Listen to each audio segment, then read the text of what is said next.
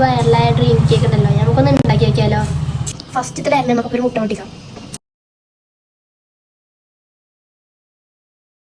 അപ്പം നമുക്ക് കുറച്ച് വാനില എസൻസും കൂടെ വരാം.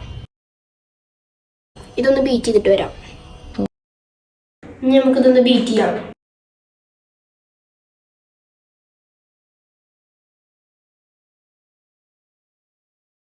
ഇനി ഇതൊക്കെ നമുക്ക് മൈദ അരിച്ചിടാം.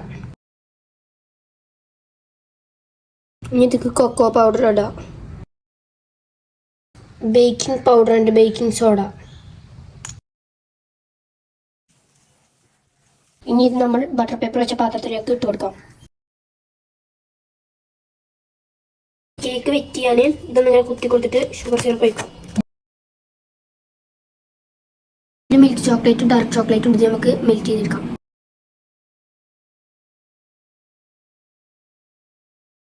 സെക്കൻഡ് ലെയറിന് വേണ്ടിയിട്ട് നല്ല തണുത്ത വിപ്പിംഗ് ക്രീം ഒന്ന് ബീറ്റ് ചെയ്യാം. അതിൻ്റെ ബീജറാണ് ഗൈസ്.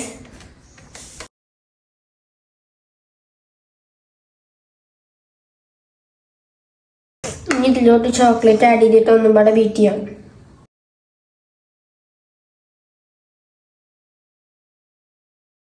സെക്കൻഡ് ലെയർ ആയിട്ട് ഉണ്ടാക്കിയ വിപ്പിംഗ് ക്രീം നമുക്ക് തേച്ച് കൊടുക്കാം.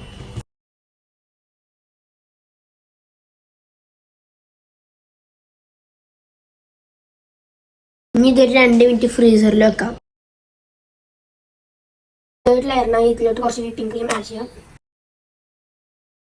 ഇതിലോട്ട് ചോക്ലേറ്റ് ആഡ് ചെയ്യാം.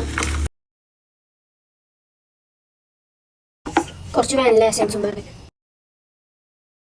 നമ്മൾ ഉണ്ടാക്കിയ തേർഡ് ലെയർ നമുക്ക് ഇതിൻ്റെ മുകളിൽ ഒഴിച്ചു കൊടുക്കാം.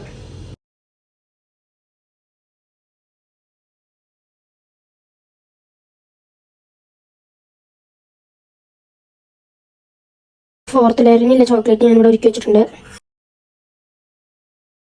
നമ്മൾ ഫോർത്ത് ലെയറിനായിട്ടുള്ള ചോക്ലേറ്റ് മുകളിൽ ഒഴിക്കുകയാണ്.